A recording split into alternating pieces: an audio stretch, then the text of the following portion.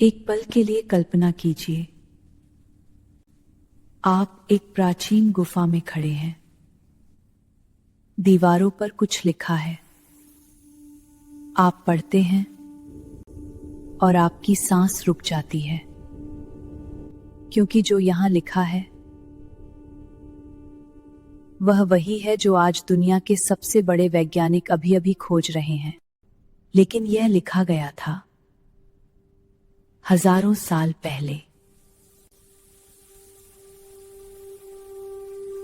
वह कहानी है उस सभ्यता की जिसने दुनिया को सोचना सिखाया।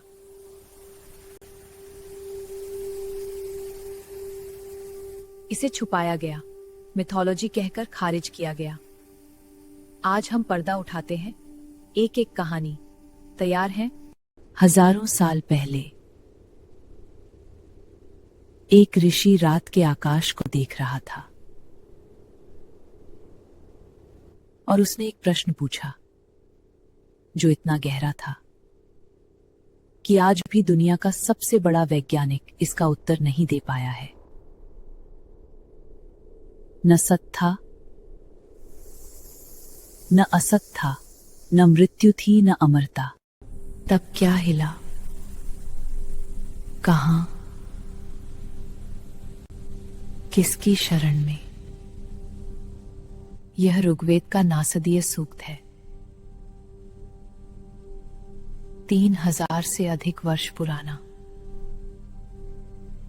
और आज सर्न के वैज्ञानिक टिप्पणी अरबों डॉलर खर्च करके ठीक यही प्रश्न पूछ रहे हैं। ऋषि के पास सुरंग नहीं थी, पार्टिकल कोलाइडर नहीं था। उसके पास बस एक शांत मन था और वह काफी था। हमारे ग्रंथ कहते हैं ब्रह्मांड सांस लेता है।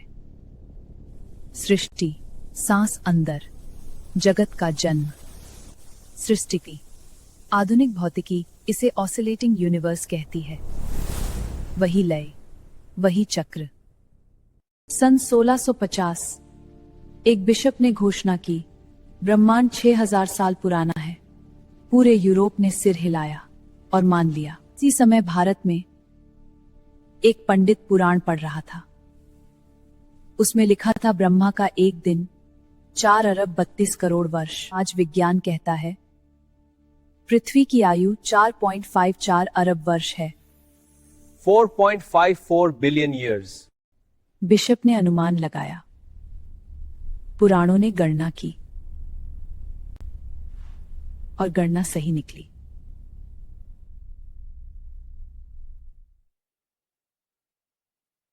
इसे देखिए, एक बिंदु, शून्य पे बिना ही कुछ भी नहीं,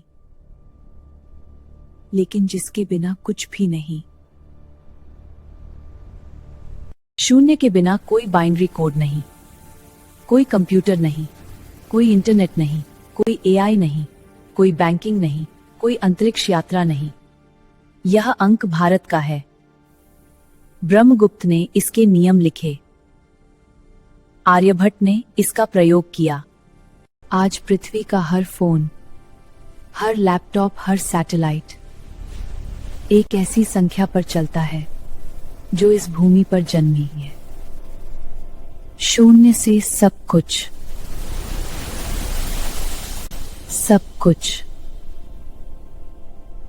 5वीं शताब्दी। एक युवक छत पर लेटा है, तारों को देख रहा है। सारी दुनिया मानती थी तारे घूमते हैं, पृथ्वी स्थिर है। लेकिन उस युवक ने कुछ और देखा। उसने कहा, नहीं, पृथ्वी घूम रही है अपनी धुरी पर। उसका नाम था आर्यभट्ट। उसने सौर वर्ष 365 डिटेट सेंटाउनशन 365 दिन निकाला।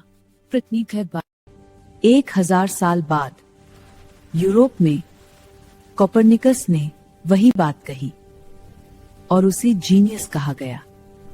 आर्यभट्ट को दंडिय तुकाधी, उसे भुला दिया गया। आज तक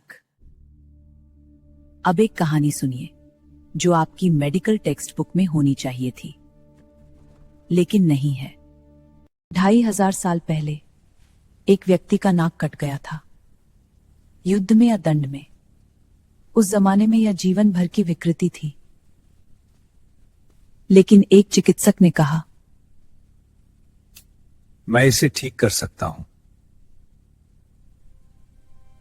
उसने गाल की त्वचा का एक टुकड़ा काटा, उसे मोड़ा और आकार दिया और एक नई नाक बना दी।